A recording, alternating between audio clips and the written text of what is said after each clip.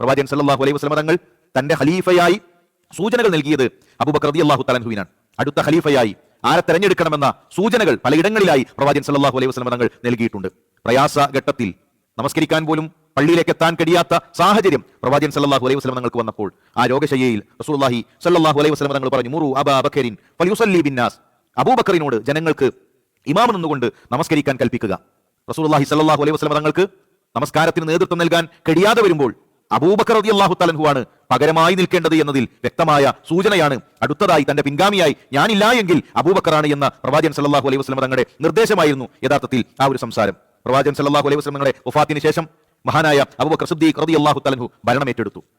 മുസ്ലിമീങ്ങളെ അഭിമുഖീകരിച്ചുകൊണ്ട് അദ്ദേഹം സംസാരിച്ചു, ഞാനിതാ ഭരണം ഏൽപ്പിക്കപ്പെട്ടിരിക്കുന്നു, വലസ്തു ബി ഖൈരിക്കും, നിങ്ങളെക്കാൾ ഒരു ഖൈറായ വ്യക്തിയല്ല ഞാൻ, ഒരിക്കലും ഒരു ഉജുബ്, ഞാൻ വലിയവനാണ് എന്ന ഒരു ചിന്ത അദ്ദേഹത്തിന്റെ സംസാരത്തിൽ ഉണ്ടായിരുന്നില്ല. നിങ്ങളെല്ലാം ഇനി എന്നെ അനുസരിക്കണം, ഞാനാണ് നിങ്ങളുടെ മുകളിൽ, ഞാനാണ് എല്ലാം കൊണ്ടും ഉയർന്നു നിൽക്കുന്നവൻ എന്ന രൂപത്തിലല്ല, നിങ്ങൾ നന്മയിൽ എന്നെ സഹായിക്കുക, എന്റെ പക്കൽ വല്ല അബദ്ധങ്ങളും വന്നു കഴിഞ്ഞാൽ എന്നെ നിങ്ങൾ നേരെയാക്കുക, എന്നെ തിരുത്താൻ നിങ്ങൾ തയ്യാറാവുക എന്നിങ്ങനെ തുടങ്ങി മനോഹരമായി മഹാനായ അബൂബക്കർ റളിയല്ലാഹു തആല അൻഹു അവർക്ക് നിർദ്ദേശങ്ങൾ നൽകി.